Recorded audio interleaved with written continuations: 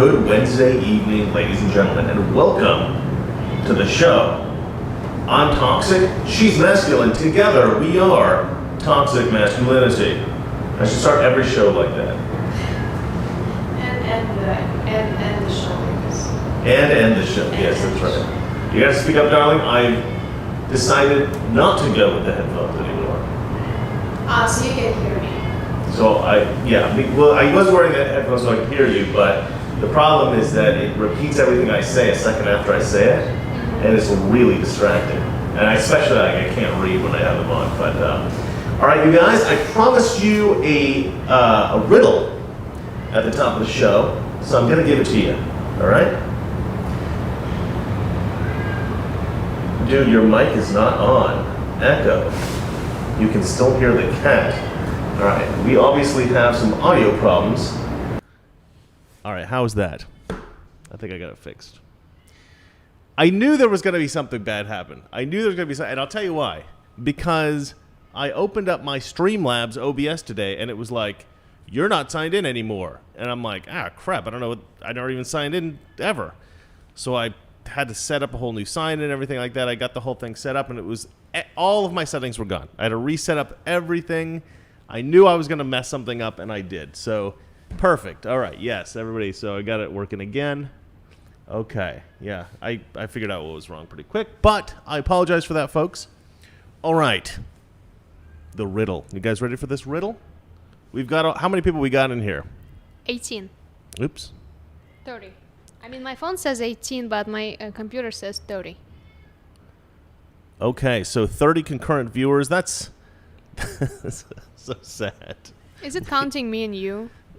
I hope not. I think it's probably counting you. That's even more upsetting now if they're counting us. Eventually, we're going to get down to like 2 viewers. Just the 2 of us. Wait, I have your YouTube open on my phone and the laptop, so... That's like 3? 3. Okay. All right, guys, so here's the riddle. I just made it up, so it's going to be messy and ugly, and it's not going to work very well, but let's do it anyway. All right. I live on the 100th floor, the 100th floor of a building. No one lives below me. No one lives above me. No one lives on either side. How is that possible? I've not told you this riddle either, have I? I know you didn't tell me. That's why. So I made it up like just before the show. So there's probably answers that I didn't think of that aren't the correct answer, or at least not the answer I'm thinking of.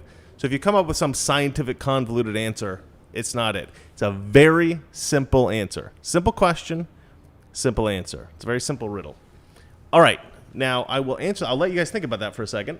In the meantime, I'd like to get to our first story. Let's see here. So this is a woman, judge, talking about Donald Trump's case, I think, for election fraud or whatever. I don't know exactly what this case is. Somebody just sent me this. So I don't actually know the specifics about this, but I'd like to play it. And the reason I'd like to play it is because I want to show everybody what how bad things are right now. This is how bad things are. This is a judge talking about the election and potential election fraud. All right, one moment, please. Let's switch.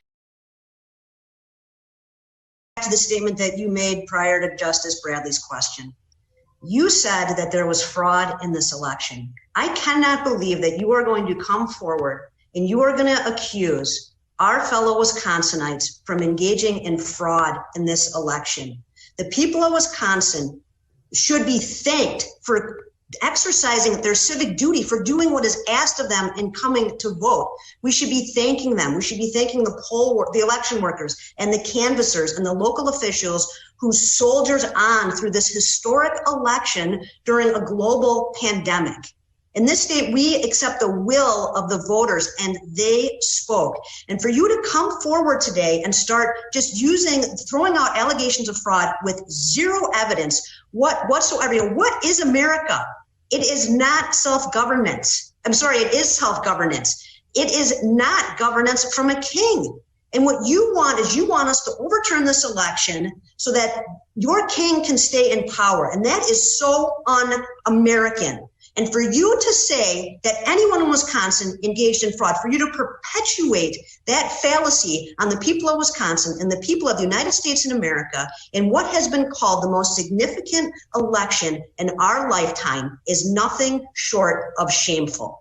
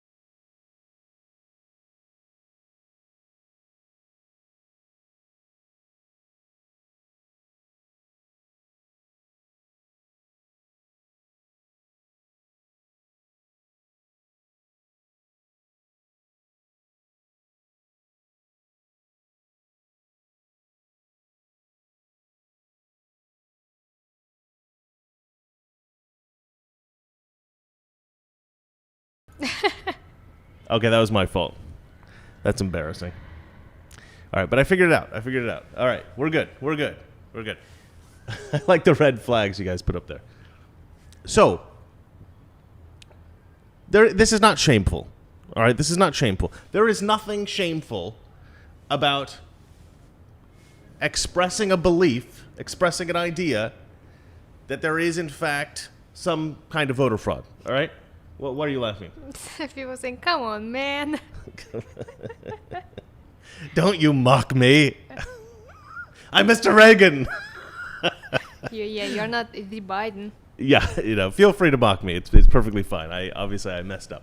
All right, so this judge is saying that it's shameful to claim that there's election fraud. Why is that shameful? What Democrats were doing last 4 years. Yeah, since Trump was elected, we've heard tons of claims of election fraud, and that's their right. We can roll our eyes, we can dismiss it, we can say that's silly, that's ridiculous, but nobody said, "Oh, you're trying to overturn our democracy. You're an evil person." We just kind of rolled our eyes and said Hillary Clinton's just a sore loser. When it comes to the Trump situation, where a lot of conservatives believe there was voter fraud, leftists are acting like we're doing something terrible by claiming there's voter fraud. Look, in a free country, the single most important thing that you must be able to say is that you believe there was election fraud, that you believe the election was stolen, right? Because how are you going to preserve your system of government if you're not allowed to criticize it? And this is the problem that we have here. This judge, I don't necessarily believe that she is a completely evil person, but I believe that she has been convinced through the media, through the other politicians, that any kind of accusation of voter fraud is somehow, an attempt to steal democracy, an attempt to steal the election. And it's just not true. It's just not true, okay? There are legitimate concerns about the election. There are legitimate red flags. There's a complete lack of transparency, all right? That alone is incredibly disconcerting. You need transparency in a democracy for people to be reassured that the election was fair. There's no transparency here. And the more transparency we demand, the more they try to cover things up and say, "Oh, you're not allowed to look here, you're not allowed to look there." So, yeah, of course there's a lot of people out there who are never going to believe that this election was fair.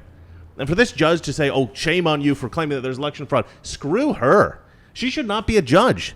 If she's that biased that she doesn't even think that the accusation should be able to be made, she should not have that job. She's not wise enough to have that position, because everyone has a right to make.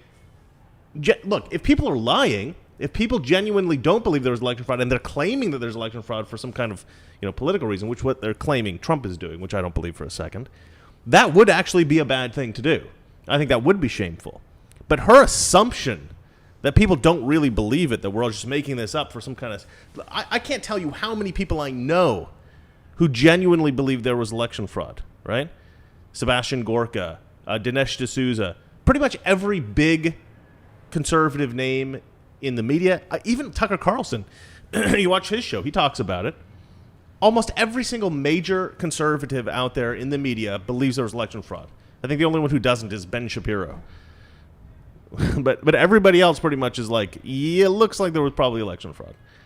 But, like, you know, it hasn't been able to sort of, you know, there's no videotape of Nancy Pelosi scheming. So, you know, we don't have that bloody knife. All right, why don't we... okay, I'm done with my rant. So Okay. I'm going to answer the riddle for you. Okay, at the top of the show, a lot of you guys missed this, but at the top of the show, I asked a riddle. It was a riddle I made up, so it might not be a very good riddle. But here's the riddle. I live in an apartment on the 100th floor. No one lives above me. Nobody lives on either side. Nobody lives below me. How is this possible? Valeria, have you had time to think about this riddle? I was just thinking about one thing: is Trump in his tower. That's Trump in his tower? Yeah, it's nothing too clever. It's a very simple riddle. It's probably many answers. Does anybody have an answer in the comments? well, I was paying attention to. Yeah, I was reading some comments, but Right. Okay, so the answer to this riddle is simple. The answer to this riddle is, I'm lying. That's the answer to the riddle, right? The person who makes the claim is lying. It's a ridiculous notion. It's a ridiculous thing to say. And, okay, and look, this riddle could be manufactured in probably way better ways than what I came up with. I just came up with something quickly that sounded a bit ridiculous. But there's a lot of silly things, a lot of impossible things, a lot of absurd things that are mentioned in the media these days. And it's often hard to get your head into this position where you're thinking, oh, this person's lying, right? I mean, for most conservatives, for most people who watch my show, people who support Trump, that sort of thing, it's very easy to get your head around that idea. But the problem is that's not where our head goes normally. We have a tendency to trust people when they tell us something. Because why lie, right? Most of the time, 99% of the time in the world, you don't really have a reason to lie. And so when you're an adult, when you're a child, I think kids lie a lot. But when you get to be an adult, there's not a huge amount of reason to lie to people. There's a lot more reason not to, right? Because if you get caught in a lie, people lose respect for you. So you learn, after you're a child, you learn that it's best not to lie unless you really, really have to. Right, unless you're in a dire situation, like you've murdered somebody. Okay? Then I expect people are probably going to lie. That's probably the most sensible path. So criminals have a good reason to lie. But the rest of us, most people don't lie. And because we don't lie, we accept what people have to say. And this is the problem with Democrat voters. The media is lying to them, and they're not skeptical enough. They're not thinking enough about the lie. Anyway, that's just an idea that I had earlier today. You guys may think it's stupid. I don't know. It's just a thought that I had earlier. Okay, so without further ado, let us get to the first news story. Valeria? okay. Can I read it my way? You can read it however you want, Don. Okay. The Biden's assistant secretary of health advocates for child sex changes. Yeah. Okay, so this is, I think you guys all know who this is. This is a guy who calls himself Rachel. Ah, yeah, that's that. Yeah, Rachel I read Levine. about this. Mm-hmm. The Biden hired the Rachel Levine, Yeah. whose real name is Richard. So Dick Levine is here running things. Let me just read some of this story, and I'll play you some of the video here. Because, okay, so the real issue, I think, with this dude is not that he advocates trans stuff. You'd sort of expect that of this guy. The problem that I have is that he was the secretary of the Pennsylvania Department of Health, and he put all of these old people in nursing homes like Cuomo did. But at the same time he was putting all these COVID patients in nursing homes, he took his own mother out of the nursing home and put her up in a hotel. Because he knew what he was doing was killing people. And this is the guy who gets put in charge at the federal level? Leftists are a joke, all right? Leftists are a joke. They're criminals, and they can't be taken seriously as, in positions of power or government. All right, so it says here, COVID overkill. During Levine's time as Secretary of the Pennsylvania Department of Health, Levine and Pennsylvania Governor Tom Wolf drew headlines by engaging in a draconian campaign of threats against counties that question state COVID-19 guidelines and wish to reopen their local economies as local businesses fell further into despair. So the various counties in Pennsylvania were like, we're going to open up. And this dude who wears his hair long and wears lipstick and Tom Wolf, the governor, were like, no, you're not allowed to do that because we say so. And these counties were like, yeah, but we don't have a high infection rate and these businesses are dying. They're like, we don't care. We're Democrats. Our authoritarian rule is final. Additionally, Levine infamously forced COVID-19 patients out of hospitals and into nursing homes and long-term care facilities, exacerbating the spread of the virus to the elderly and infirm, among whom it proved to be most lethal, as we know.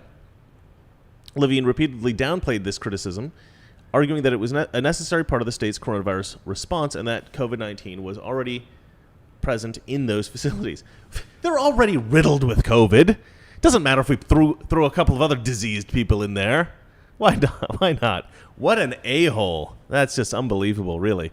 While Levine was actively putting these elderly residents at grave risk, Levine chose to personally play by a different set of rules by quietly removing a parent from a nursing home facility early in the pandemic. He took his mom out and he put her in a hotel. All right, so I'm going to play this video for you. Hopefully I remember to turn the audio back on next time I switch back. Okay. So what if you're a transgender teenager? So what if you remember puberty? Wasn't that fun? Wasn't that a lot of fun? So what if you're going through the wrong puberty?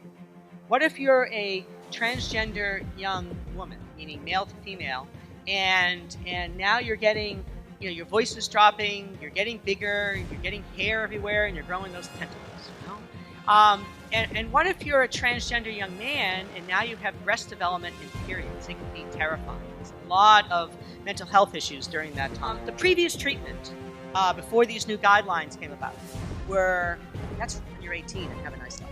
Basically, there was no medical treatment for individuals that were under 18.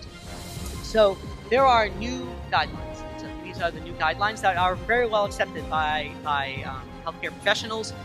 They're international guidelines, and most children's hospitals will be doing for pre-pubertal children. There is no medical treatment. Well, that kind of makes sense. I mean, they're pre-pubertal, so they don't really have clinical levels of sex hormones. So what medical treatment? So the idea would be to see a counselor or a therapist who is supportive, who has knowledge about these issues. To you could some see me medically, and depending on their age, come see me in a year or two. But there's nothing medical. First phase, at the young adolescent age, is to give what are called a pubertal block. You give a medicine to block the progression and start low doses. You gradually increase, so that they never go through the wrong puberty. All right, I've heard enough of this. I find this so disturbing.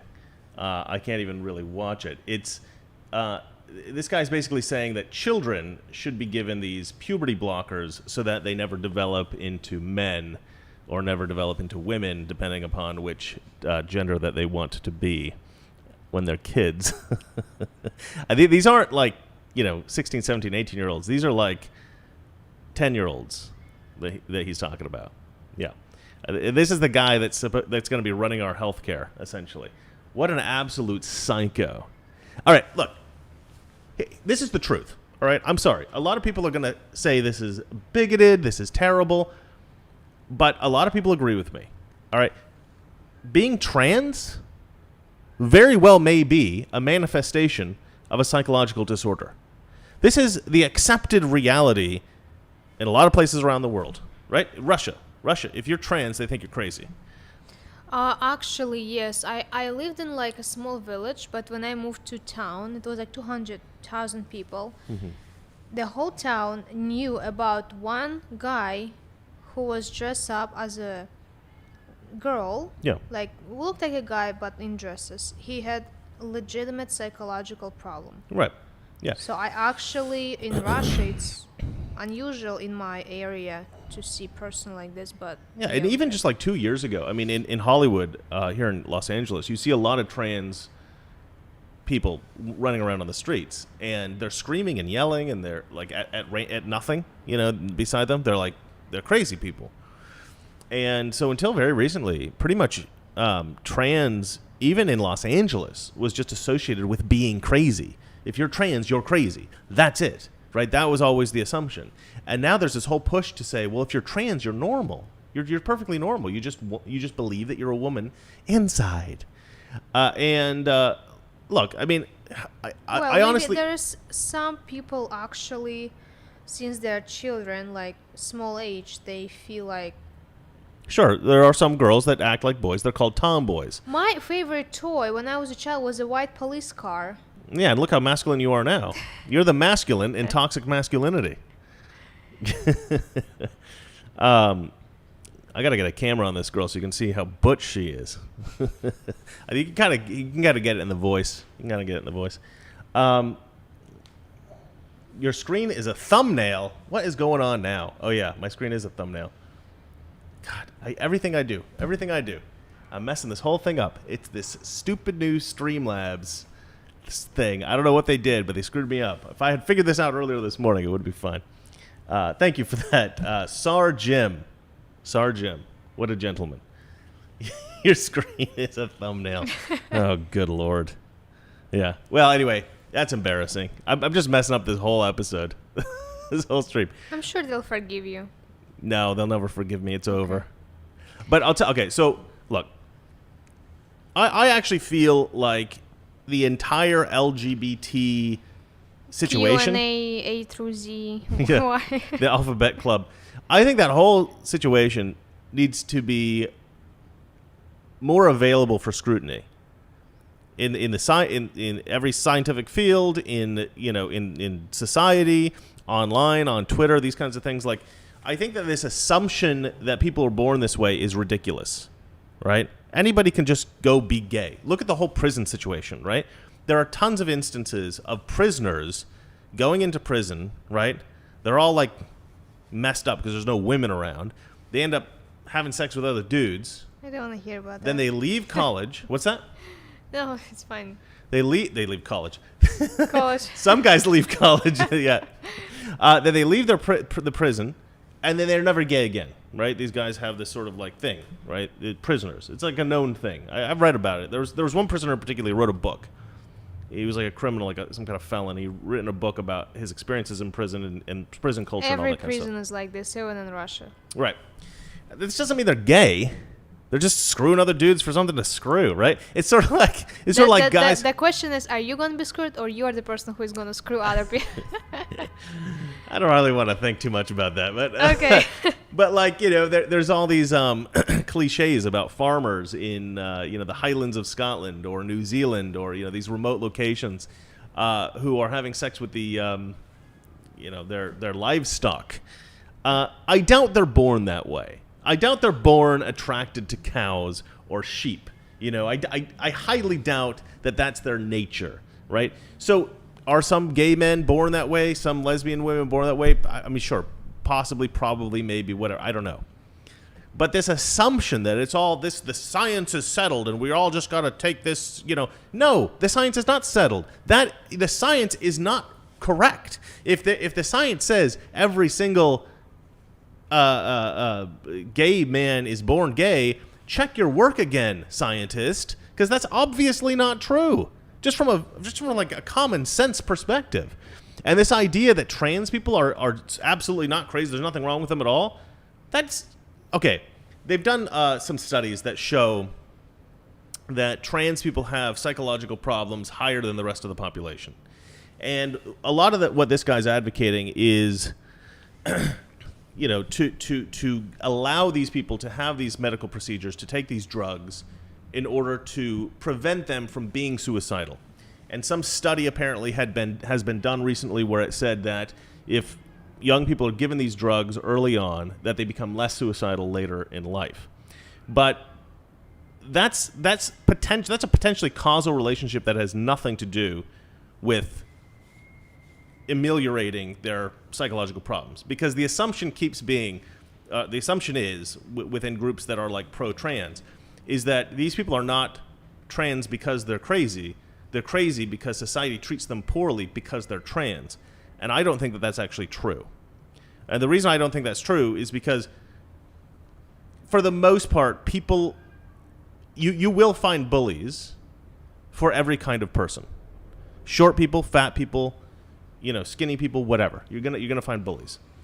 And you're also gonna find people who want to take care of the victims of bullying, right? You're always going to find... So everybody, every nerd, every loser, they will always find little pockets of friends. Now, sometimes people are alone, they're lonely, they're you know, they feel like losers, they feel defeated, they need some help, something like that. But that's going to be true across the board. I knew people like that my whole life growing up. And it's not just trans people, but like there is a certain mentality of like, I want to be a victim. And so there's no easily distinguishable way to say I'm a victim if you're just like a normal white kid, right? If you're black, you can say I'm a victim because I'm black. If you're a girl, you can say I'm a victim because I'm a girl, you know, something like that. So if you're just a normal person, you don't have any of these kind of characteristics that will make you, you know, naturally a victim in the eyes of the left. You can become gay, or you can become bi, or you can become trans, or something like that, and then it's obvious you are in a victim class. So I think people are actually drawn to it for that reason. Now, it could be, I think there might be two kinds of trans people, right? The kind of trans people that naturally have something that's so wrong with them that they want attention, or they want to be different, or, you know, something like that. And maybe their family does reject them, you know, and those kind of people I think do have major psychological problems. Another kind of trans person, I think, are the trans people that are encouraged to be trans by their parents. Like we saw like children's videos. You see kids like yeah, this. And I think the youngest trans people are not people with psychological problems. I think the youngest trans people tend to be people who are, you know, who have parents that drive them toward that, who encourage them. So if you have parents that are very encouraging and trying to teach you that trans is normal and putting you in that spot, you probably live in a community that's very far left, people that encourage that sort of thing, and you're not necessarily the kind of person with psychological problems to begin with. So certainly those are the kind of people that are going to get these drugs. And so if you do a test and you look at the people who got the drugs and the people who didn't get the drugs, it may just be that the people who got the drugs are turning out less suicidal because they were less suicidal to begin with. They were more normal people within that group, right? That's my guess about that study. And that is probably the most controversial subject I've tackled on the show so far. Well, in March, me and you, we are invited by my friend to her gender reveal party. And I was like, when she texted me, I was like, how dare you to reveal your baby's Child's gender. Yeah. Baby's supposed to decide. Should be genderless. I wasn't invited. Well, now I'm telling you that we are. Oh, okay. All right, I'm invited to a gender reveal party, guys. I never been in one. I've never been to one either. I think John and Marcy had one a while back, but we don't live in Oregon, so we couldn't go. My brother. All right, so let's move on to the next news story. Governor Cuomo's former aide accuses him of sexual harassment. Ah, yes. Lindsey Boylan. This is exciting. You've heard about this, right? Yes. Yeah, you must have. Any thoughts? Donnie? Hello? No.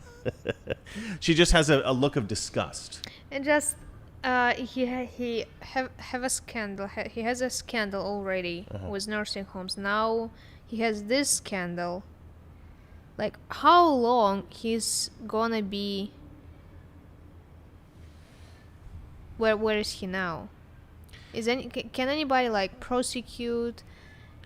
Can he resign? Like, you mean because it's a scandal on top of a scandal? Yeah, like. All right. Well, this is my perspective on this. I think that Cuomo's scandal with the nursing homes, having put all those lives in danger, and then covered that up. You know, he could have said, look, we made a mistake. We didn't have all the information at the time. We effed up. Or, you know, this is obviously a tragedy. This is terrible. Take accountability. But had he done that, no, I think he he realized that he would have had to step down as governor. I think he would have said, well, you know, I need to take responsibility for this. I need to step down. You know, this is the gentlemanly thing to do. But he didn't want to step down. So he said, I didn't do anything. Nothing to see here, guys. You know, when they were talking about investigating what he did, he said, there's nothing to investigate. I mean, I would have an investigation, but why would he like, yeah, we made a mistake. Every, like, president is Democrat. Yeah. Everything is Democrat. Like, he's gonna get protection, like enough protection. What do you mean? So he's not gonna be. Well, he don't I need think, to. He I don't think need at this to, like, point, because Trump's gone, the media is a little bit less forgiving of Democrats in office. I think while Trump was in office, it was 100% anti-Trump, 100% protecting of Democrats in office all the time by CNN, MSNBC, New York Times, everybody. But now that Trump's gone and Democrats are basically in power everywhere on the federal level, How they just gonna fight with each other? there's no one else really to go after. If this is a big story, CNN's going to say, I guess we have to cover it. I mean, what are they going to do? Nobody's going to watch CNN ever again. What are they going to say every single episode or every single day from 24 hours a day? Biden is doing great, guys. He's perfectly lucid. He's not losing his mind at all. That little mistake he made saying the N-word the other day, that didn't happen.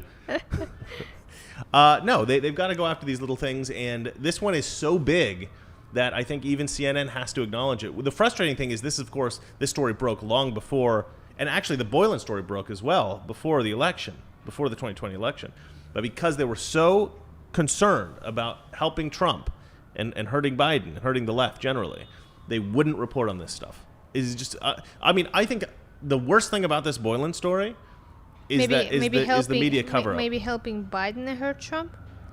Well, okay, because Cuomo is a leftist. Okay. It's a Democrat. The media wouldn't go after him. But now that Trump's out of office, they'll go after Democrats a little bit more likely. It's not completely, but now. So one thing I'd like to say about this Boylan woman, she's a very beautiful woman. That's not her, but I don't know who that is. Let's see here. She's obviously a beautiful woman. I mean, so here's the thing. It's a tough thing for me to be super critical of Andrew Cuomo here, because I'm a fairly flirtatious guy myself, and if before we were together, not anymore, I've never talked to a girl anywhere ever anymore, but before we were together, I would often say kind of cheeky, fun things to girls, flirt with them and stuff like that, because I would tend to get a positive reaction, right? It was a bit of fun, And, I never really got into trouble for it, but I'm not a politician, But I certainly had situations where women got the wrong impression. Don't put you in Cuomo. Huh? Like, don't come, like... No, I'm going to compare. Did you see his face?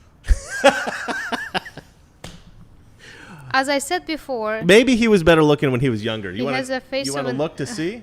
He has the face of an idiot. Yeah, sure. It's a young... Andrew Cuomo. Let's see here.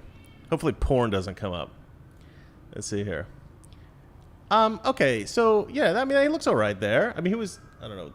Let's see here. Yeah, he was never, like, the best-looking guy in the world. His brother was way better looking. Chris, it makes sense that Chris got on TV. But anyway, I get the point I'm trying to make is this guy, Andrew Cuomo, probably found that over the years he had a positive reaction from certain kinds of girls when he would say certain kinds of things to them. And so this woman, Boylan, working for him, wanting to make him like her, probably reacted, at least to some degree, positively when he would say cheeky things to her. And then probably it escalated and eventually it got a bit out of hand.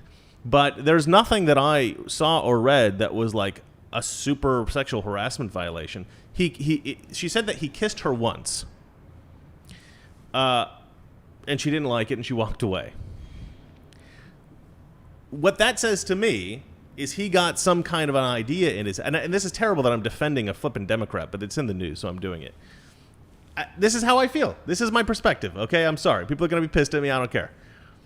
She probably thought that he was trying to... he probably thought that she liked him for whatever reason. She was being nice to him. She was flirting with him, something like that. So then he thought, this is my shot, went for it. She was like, oh, no, you look like an old baseball glove. And she walked off, right? She didn't say that after that he kept pursuing her. So obviously he took the hint, right? He had suggested to her that they play strip poker at some point. To me, that's just kind of flirty body language. I mean, look... Body being B-A-W-D-Y, not B-O-D-Y. That's little vocabulary lesson for you there, kids. Look, point is, I don't think this is a significant story. I don't think this is a big deal. Is he guilty of sexual harassment? I mean, she says that he was like even worse with other people. Chris, have you ever seen a California training about sexual harassment? Because I was required to watch a 1-hour video. This is like Hollywood stuff. Sexual harassment. Yeah. Not just one video. Right. 2 or 3. Yeah.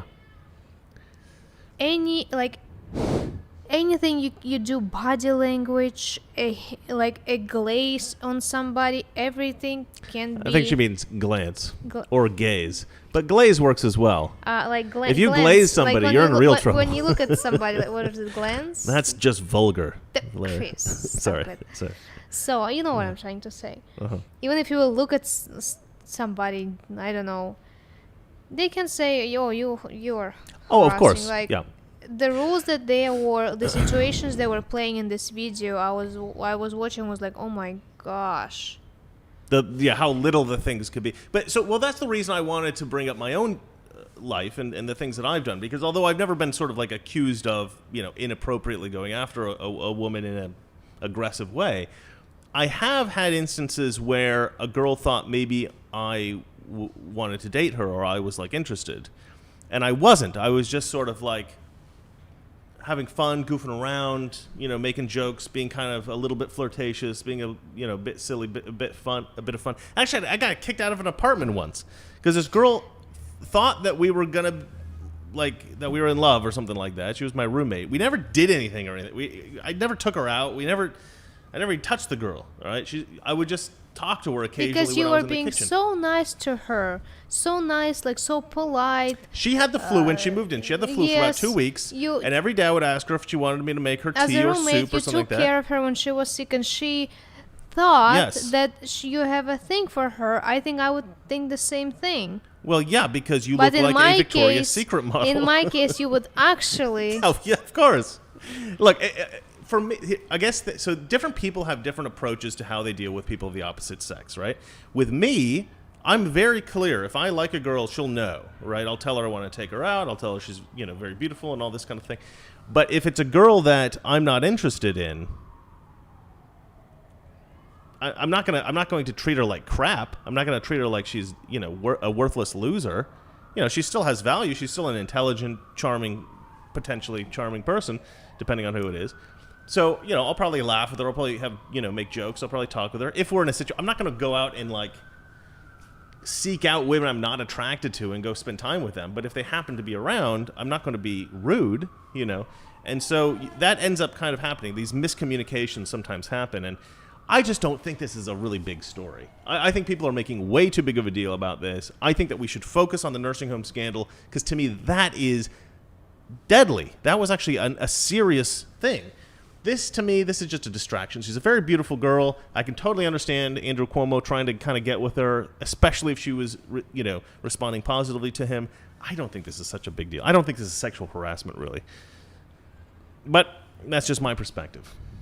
Okay. So I'm defending Andrew Cuomo, which I never thought I would do. You're trying to be fair. Doesn't matter if he's Democrat. I'm trying to be fair. I'm trying to be fair, and I'll defend somebody if they're a Democrat or Republican. If I think they need defending, and I will try to I'll try to take down people who are Democrat or Republican if I think they need to get taken down, like Mitch McConnell. All right, let's move on to the next story. Biden would never. Never keep kids in cages, just containers. Yeah. Okay, well, I think that this story is one that we've all heard already. This has been playing throughout the day. But it's a but it's a great story because it just shows how out of touch the left was when Trump was in office. Leftists hadn't figured out that the reason that kids were being kept in facilities apart from the adults wasn't because we wanted to treat them poorly. It's because we wanted to protect them. We wanted to treat them well, right? Yeah, even because though the you want to conditions find out if the person who brought the child was the actual parent, Mm-hmm. not just some kid that got kidnapped Exactly right. So you can cross the Or border. a drug mule, somebody who is hired to take drugs across the border. Yeah. They sometimes get kids to do that. There's all kinds of reasons why you want to stop these kids and put them in a separate, facility. And there were these photos that were actually taken during Obama's administration, and they were posted, and everybody said, "Look what Trump's doing." And then eventually it was discovered that these pictures were taken during the Obama administration. But by then, the news story had spread so far and wide that every leftist in the world was like, "Trump is pure evil. Trump's keeping kids in cages." So now the shoe's sort of on the other foot, right? Because the Biden administration now has to figure out how to deal with these kids. And they're like, "Oh, crap, what are we going to do? Like, we have to deal with this." And they recognize the same issues that the Trump administration realized and the Obama administration realized before them. Like, Biden's not doing anything on China.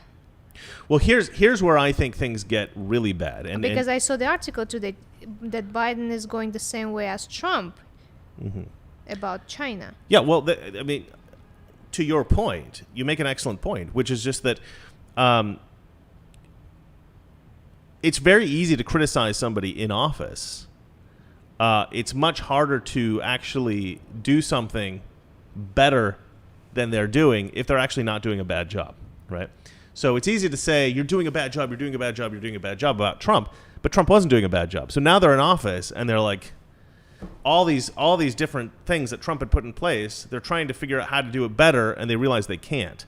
But one thing that I think is that they're doing far, far worse, is that they are at least stating that they're going to implement all of these things like amnesty. They're going to open up, they're going to stop construction on the wall. They're going to stop enforcing, they're going to stop basically stopping people at the border. They're not going to stop people at the border anymore. Just let everybody in, right? They're making all these weird, they didn't say that specifically, but they've sort of suggested that that's going to be their policy moving forward. They're kind of sneaky. If they will say, "Okay, we will let everybody in," I mean, not everybody, but you know what I mean. We will do the amnesty to legal aliens who are already here. I think they will do deportations like crazy.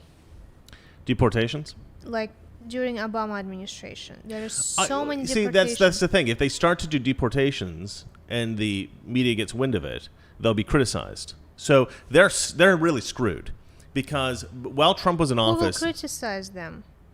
The media will definitely criticize them for that. Certain people in the media will. Now, during the Trump administration, they said, "We're going to do all these things." They kind of indicated that it was going to be like an open borders policy. That was the kind of sum of all the different parts. And everybody was going to get amnesty and all this kind of stuff. It was going to be like a migrant utopia. And so if they don't do that, they are going to face some kind of blowback. They are going to face some criticism. But that would be devastating in many ways to the country. So they can't do that. So now they're in this sort of checkmate position, or not checkmate, stalemate position, where they really can't move one way, they can't move the other. What was my point going to be about this Jen Psaki thing? Yeah, but to me, this is really funny, because now they're basically doing many of the similar things that Trump did. Oh, that's what I was going to say. So a lot of the stuff that they've announced, a lot of the statements that they've made, both before the election and since, have emboldened all these people from like Guatemala and places like that who say, "Oh, the United States is now going to open their borders and they're going to give amnesty to all of us." So they have basically encouraged people to come in. So now Joe Biden is in this position. Well, not Joe Biden, because he doesn't really do anything. But the Biden administration is in this position where they've essentially encouraged everybody to come up, and they can't do the things that they said they were going to do. So now they have this like massive... They can't, because first of all, they said amnesty only for the people who were in United States before January 1st, 2021. Oh, is that what they said? When did they say that? Inauguration, When did they say that?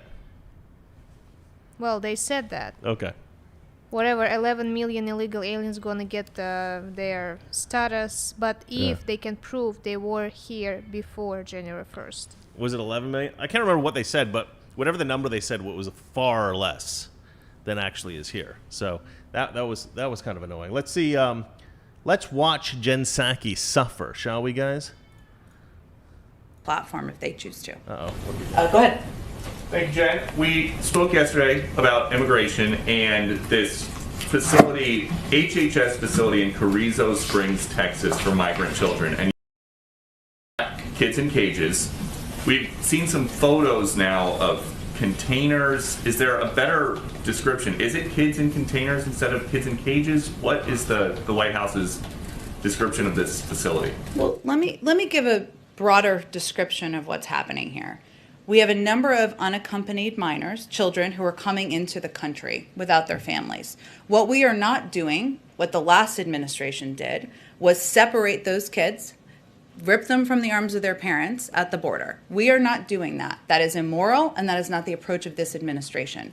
These kids, we have a couple of options. We can send them back home and do a dangerous journey back. We are not doing that either. That is also putting them at risk.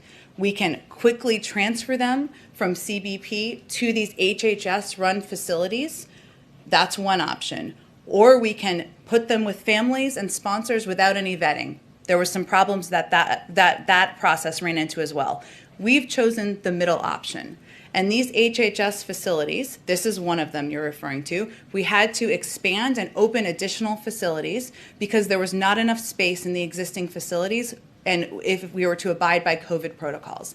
That's the process and the step. This facility in Texas, which has been reopened, has been revamped, there are teachers, there is medical facilities, and our objective is to move these kids quickly from there to vetted, sponsored families, and to places where they can safely be. This is a difficult situation. It's a difficult choice. That's the choice we've made.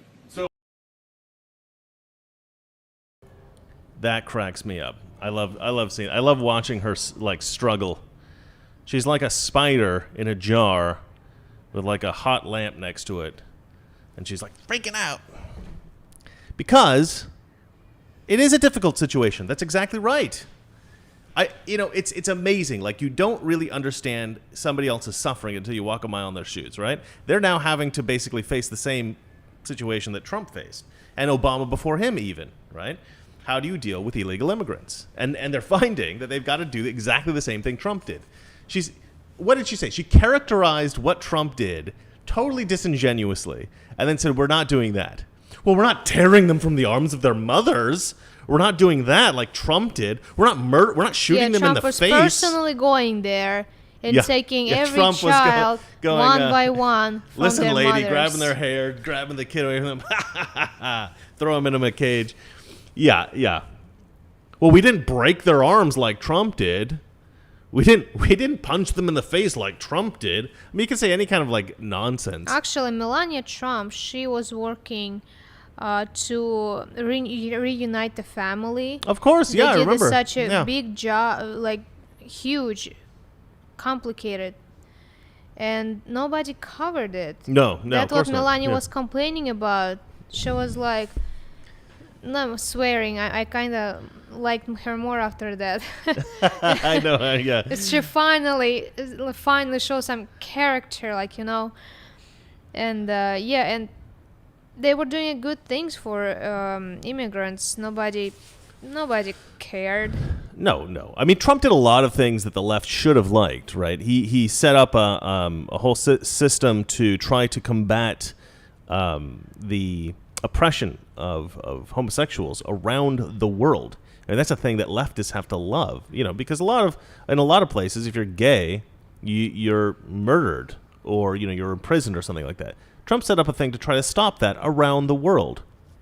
Trump pumped in a bunch of money, tons of money, into the black community in America. Different kind of black programs for black businesses, all kinds of black stuff, right?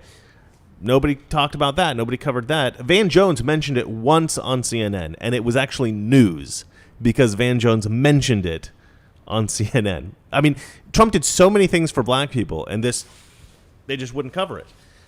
So many things for gay people, they just wouldn't cover it. I mean, Trump did as much as he could for as many people as he thought needed help in whatever way he thought.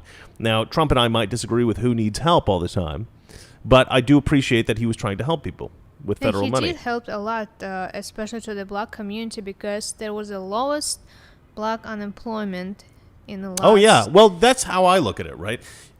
Actually, increasing the quality of life of all Americans is really the best strategy. Creating a system that facilitates the growth of because if you will make better like taxes and cuts and other stuff for businesses, they will hire more people. You will hire more Hiring people, more people, lower unemployment. Yeah, it's that's old adage. Everybody win in this situation. Yeah, there's an old adage in America. I don't know if it's in English. If you give a guy a fish, he'll eat for a day. But if you teach a guy to fish, he'll eat for the rest of his life. And I love that. So it's kind of about education, but it's kind of about just facilitating somebody's growth and development, as opposed to just giving them charity or a handout. The left is all about giving people fish and That's my favorite.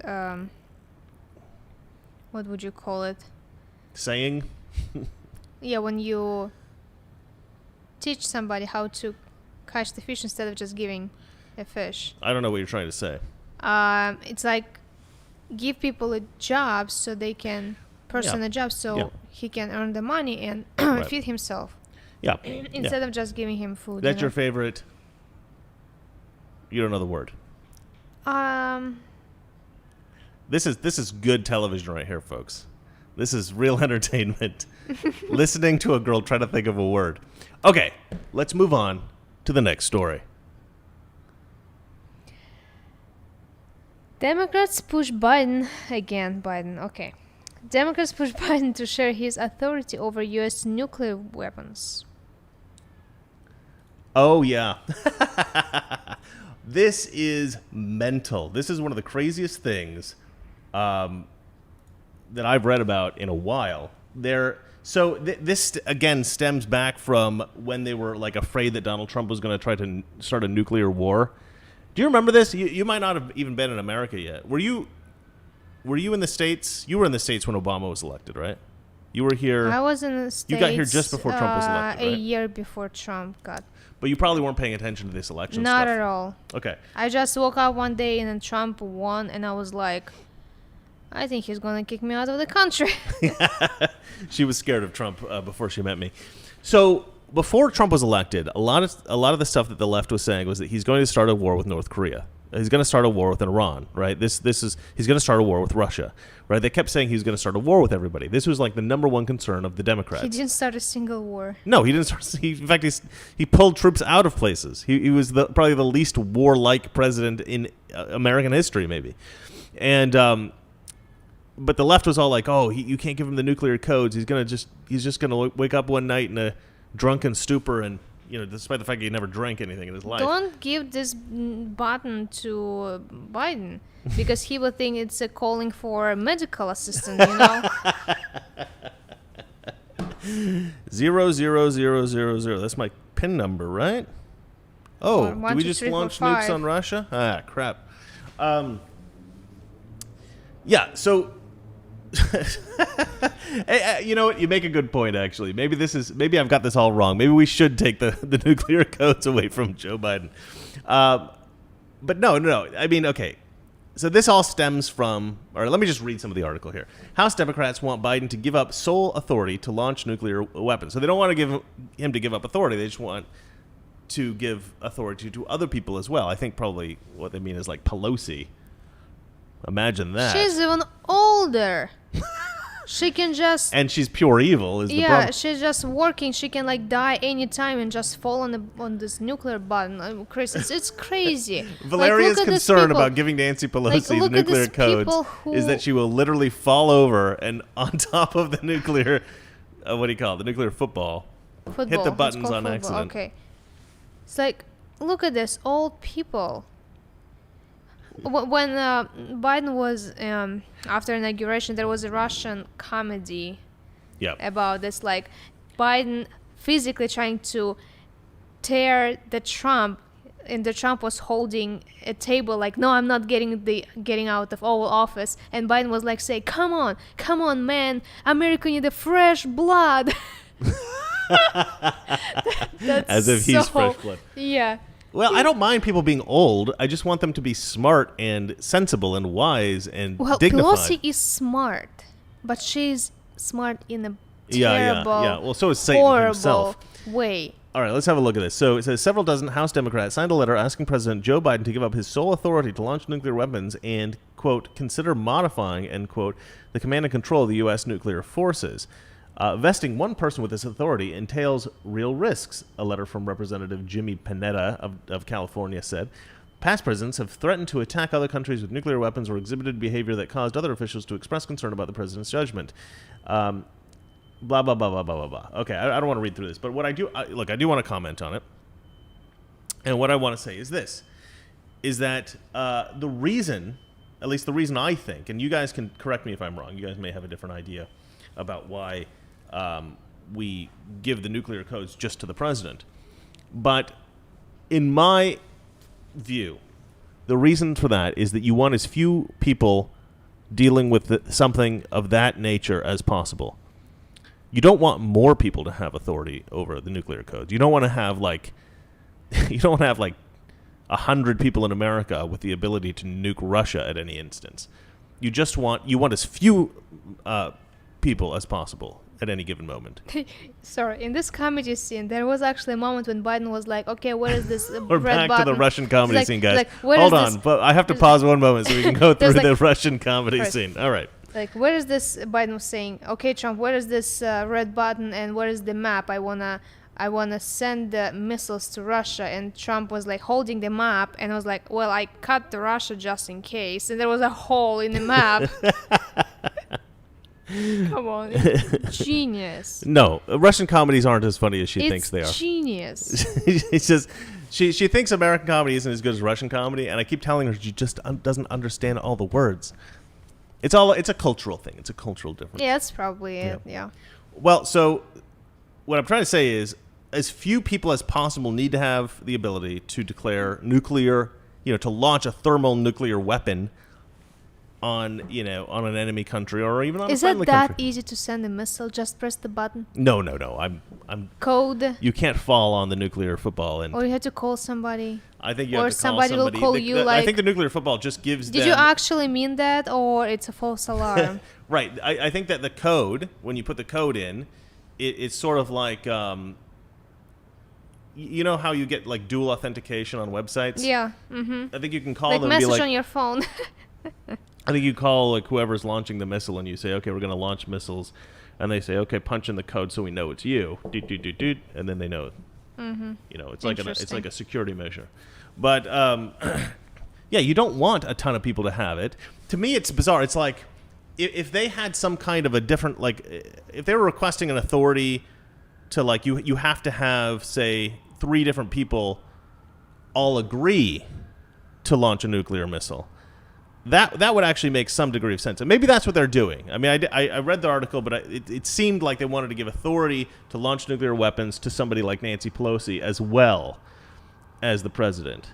And to me, that's a terrible idea.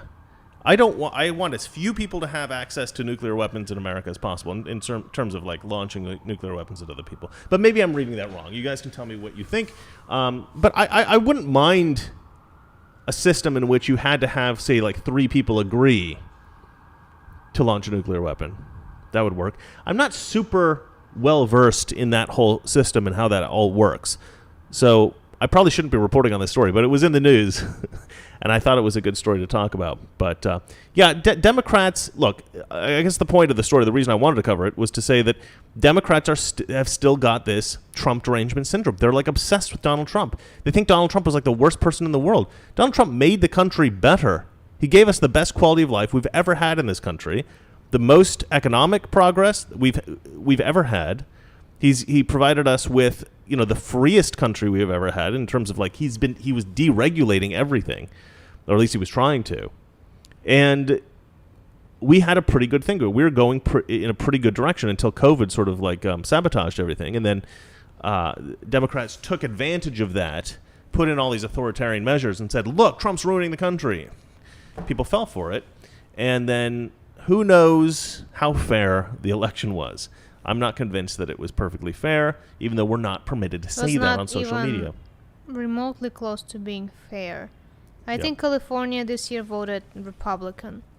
You may be right. It may be so unbelievably. I'm actually putting out a video soon, guys. This is one of the most important videos I've ever put out. It's all about Democrat corruption on the local level, and I think that it also suggests the Democrat corruption on the federal level, because Democrat corruption is unbelievable. I mean, it's a cancer, and it is spread throughout the country. If you are electing a Democrat, you are electing a criminal. It's that bad. It's that bad. All right, well, I think that's it for the news. Is that the last story? Yeah, that's the last story. All right, you want to take questions and comments? Yeah. Do we have anything up? Okay, guys, you can write some questions. We've Or got hilarious. 133 people out there. Let's see here. The Yankee the Rebel, guys, if you want to say hi to her, she's the one that sends me the news stories every day. She compiles the news stories, and we chat on the phone sometimes, and she sends me these 5 or 6 or 7 or 8 stories or whatever I'm doing. 10, 12. 10, 12. And she wrote, I told you, the left are always trying to boil Trump's bunny. Her position, her idea is that, like in the movie Fatal Attraction, the left is madly obsessed with Donald Trump to the point where they want to boil his bunny. And I don't think Valeria has ever watched the film Fatal Attraction, so I don't think she knows what that means. I don't know. Basically, it's about a woman who's so obsessed with a guy who's married that, I think he's married, right? I've never seen the film, but she gets so obsessed with him that she starts terrorizing him and the family, and she takes their pet rabbit and she boils it in a pot of water, so that I think when they get home, their bunny has been That's killed.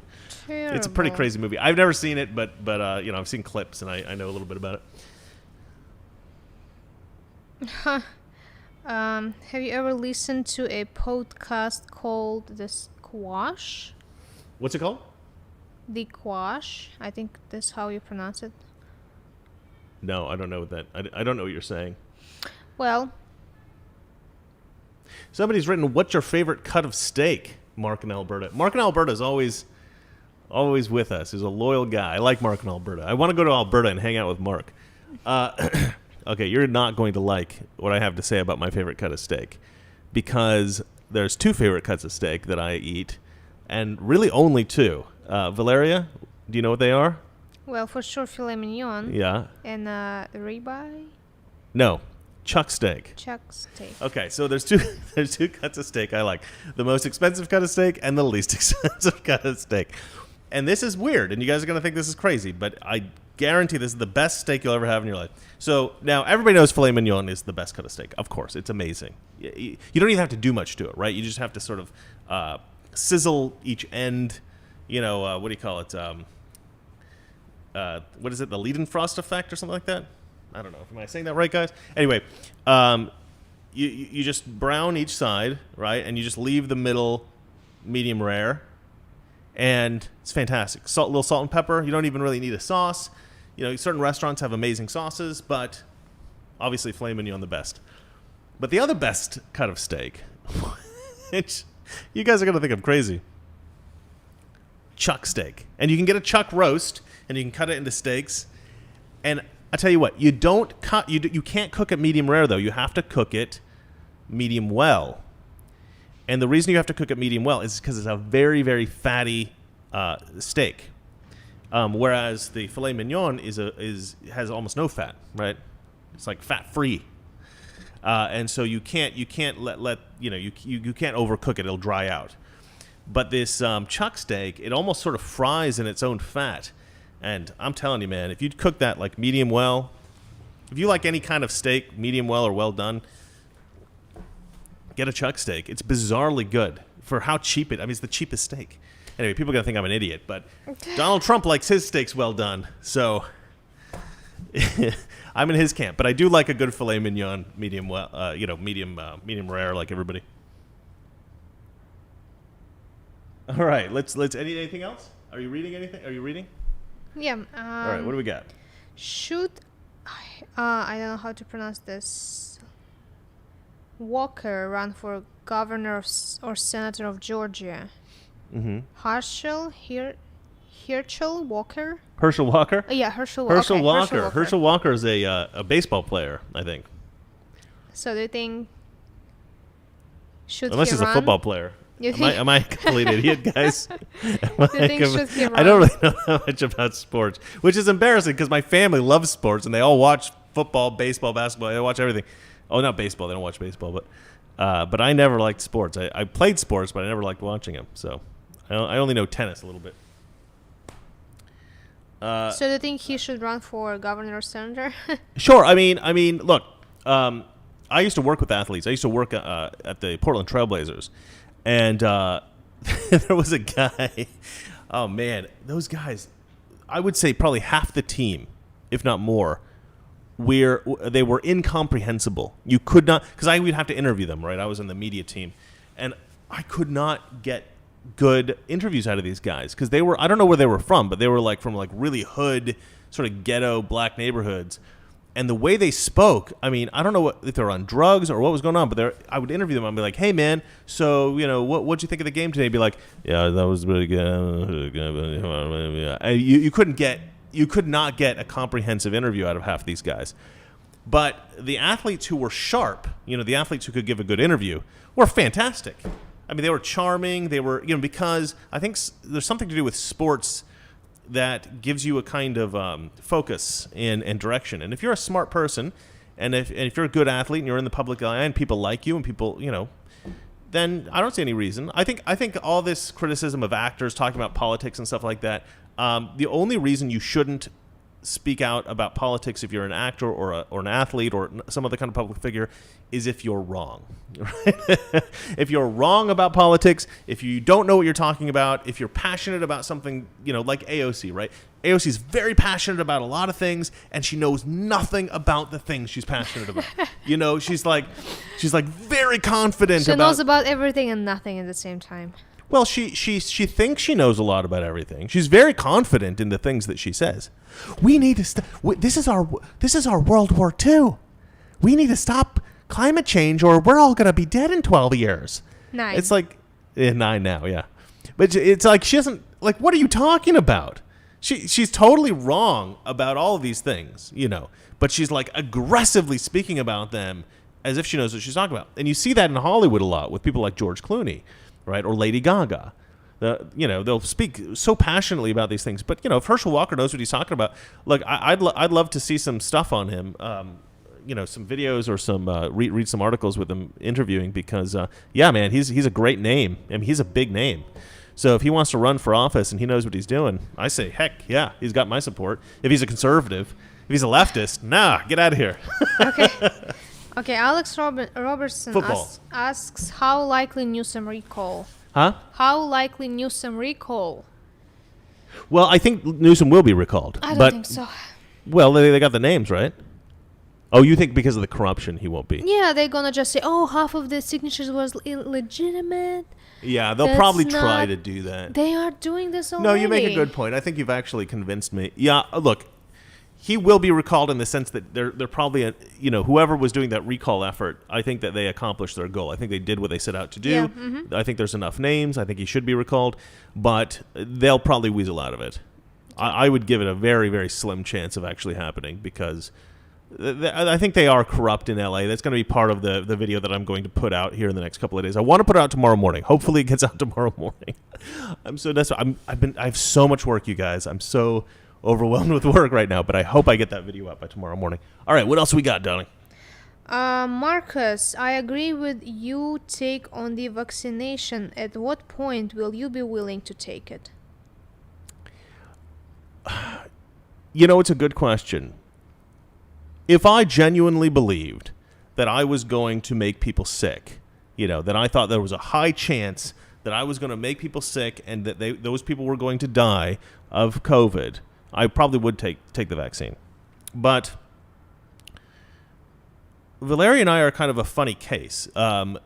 We before the virus started, we were very poor a couple years ago. Like when we met, we were very, very poor. And then I started my channel, my YouTube channel, and we started to do reasonably well. A little bit better. We've got a nice apartment, we've got a nice, beautiful cat, and Valeria can afford clothes now. So, do you just roll your eyes at me? This is why I did a camera on you, so I could show everybody how mean you are to me. You know that I'm working too. Oh, you make money as well. Of course, you still make money. She was just at work today, actually. Yeah. Woke up 4:30 in the morning and just I'm got not home saying. I'm 10 not minutes saying. before you started the I show. did not say you don't work. I said we're doing better since I started my YouTube channel. I didn't say that you were just a complete. Anyway, she's overly sensitive about this stuff. But anyway, we were very poor. Then we did reasonably well. What was the point that I was trying to make? Oh yeah, and so one weird thing about that was that we didn't really have money to travel when we first met. You know, we couldn't just go to Hawaii. We couldn't just go to Chicago. We couldn't do anything like that. I mean, that would have been crazy. We didn't have the money for anything like that. But once I started my YouTube channel, I met some people. You know, we got some sponsorship, and now I can take a trip occasionally to somewhere kind of interesting. And so we've actually traveled more since the lockdown, since the pandemic started, than I think we've ever traveled before in our lives. We've traveled like crazy. We traveled all over the country. She can't leave the country yet. She's still a dirty immigrant, but Yeah. hopefully we'll be able to leave the country soon and fly around the And world. do you know the reason why I still don't have my... It's my fault, I know. No, it's Trump's fault. Oh, Yeah, because he changed the immigration It's all rules. and Trump's fault. That's It's true, all but Trump's fault. I'm not mad at Trump. He did the right thing. yeah. He did the right thing. Who is supposed to stay in America will stay Because in America. everyone is welcome into the country Yeah. from around the world except Russians. We don't want, especially beautiful Russian women. We don't want you here. Okay, so the point I'm trying to make is we've traveled more since the pandemic started than we ever traveled before in our lives. We've never, obviously there was no vaccine. We've always been sort of like, Well, when they closed everything down, I was laid off the job. My yeah, job. you couldn't work. Yeah. I couldn't work, and I was like, "Well, Chris, take the car, cat, and let's travel around California, Yeah. and then go to Texas for 4th of July, and then go to Chicago for election." And We stuff actually like had this. a coronavirus party where we were all drinking Corona beers over at Slightly Offensive over at Elijah's place. Yeah. Elijah Schaefer, and it was just a big party, a bunch of YouTubers and Because stuff. my logic was, okay, there is a virus, deadly for old people. I mean, like a kind of like a Yeah, flu. we had an idea at the beginning about how dangerous it actually was. I had an idea. For me, it better to catch it right now. Yeah. I'll get over it, and when the job will come back, you know what I was afraid of? So we were trying to catch it. This is true. I was going to get to that. I'm Yeah. trying to explain why was I trying to actually get sick and be done with this, because I'm healthy, young. I'll be okay. It's not like super dangerous for me.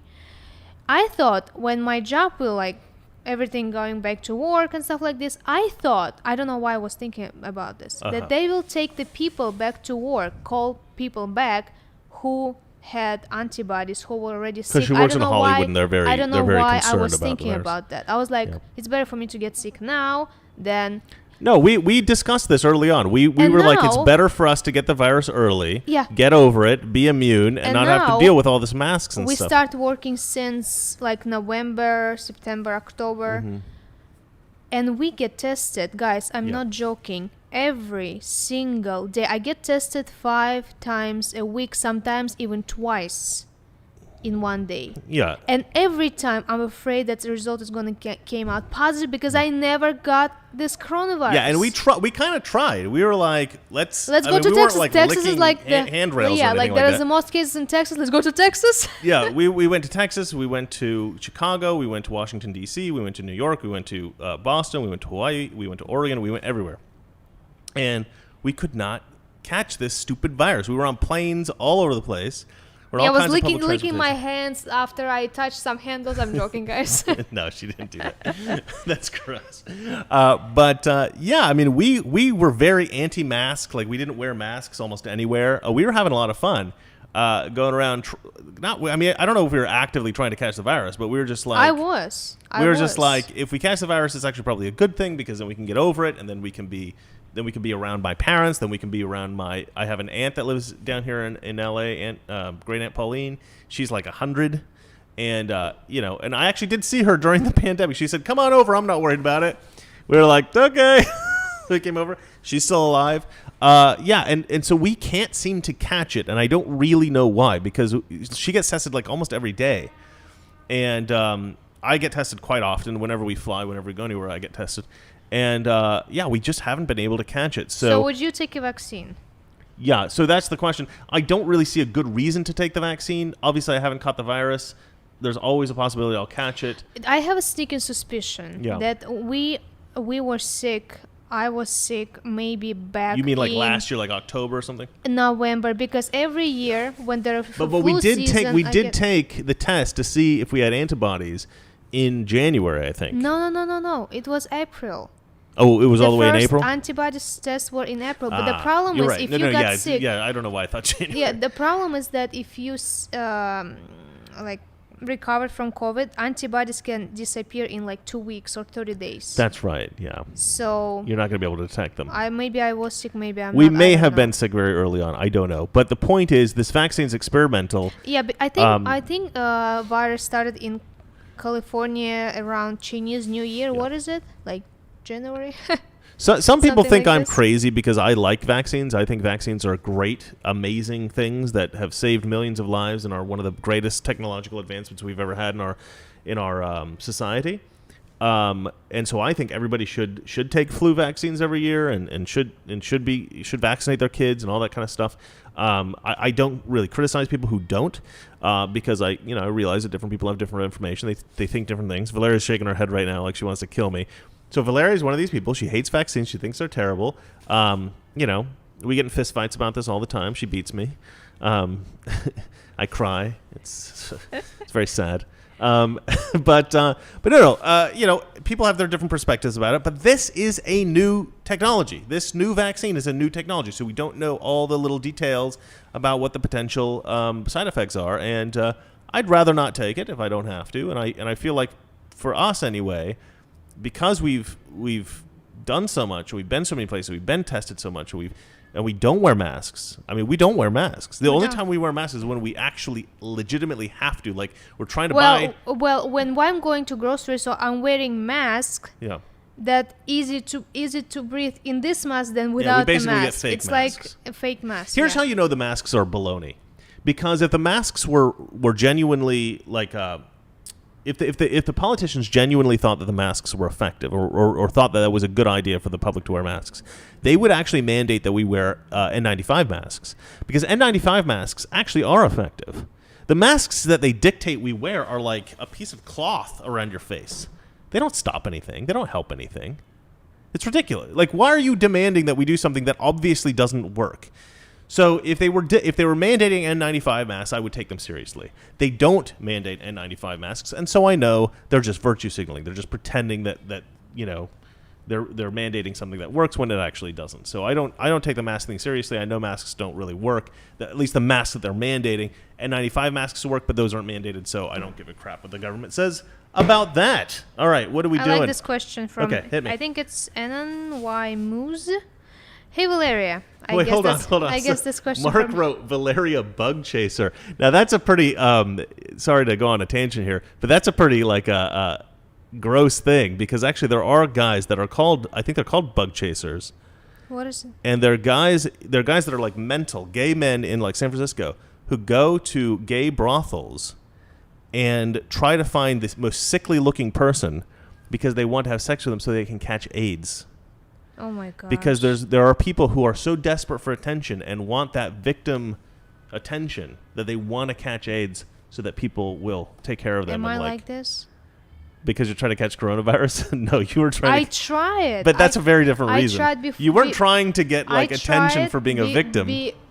Before I start working again. Now I'm afraid.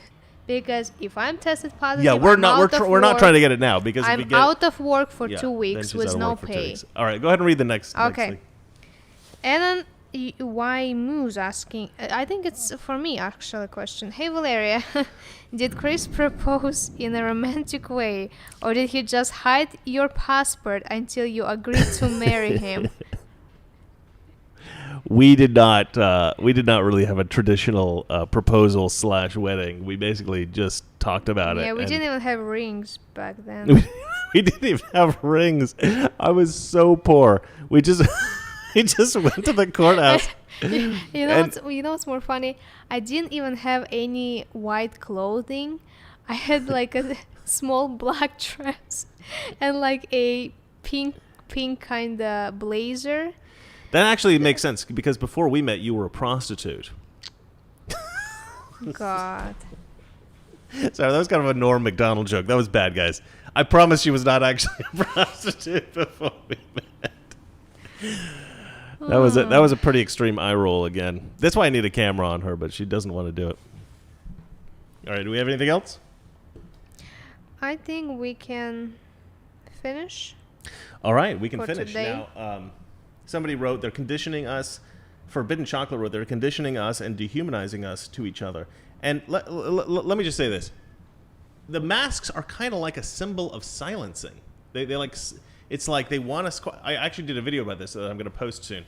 The lockdowns silence us. The masks silence us. We're no longer allowed to communicate, person to person. They've already silenced us to some degree by creating this hysteria around, like, about kids getting kidnapped and stuff like that. So people don't let their kids play outside. They don't want human-to-human contact anymore. They want all of our communication to be done online. And what does this facilitate? It facilitates the control of the flow of information.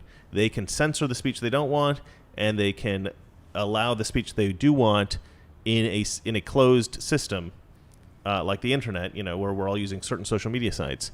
And so they want to be able to control as much of the information as they can. And I know that sounds very like a conspiracy theory, but I do, and I don't know if there's, I don't think there's any kind of grand plan about this, but I think different kind of factions recognize different kinds of things. And there are certain people that realize it's better for them if human beings no longer interact face to face. And I think that's absolutely terrible. And we should all get out more, go outside, go to a park, hang out, and nobody should wear masks anymore anywhere they go. That's my final words. Is that it? Are we done? Yeah, that's it. All right, guys. Thank you for watching. I'm Toxic. She's Masculine. Together, we are Toxic Masculinity. Were you trying to do that at the same time? Yeah. That was almost cute. Almost. That was almost cute. Next time. Next time. I'll slow it down next time for you. All right, guys. Thanks for watching, and we will catch you tomorrow. Good night. Good night. I'm gonna rescue the cat.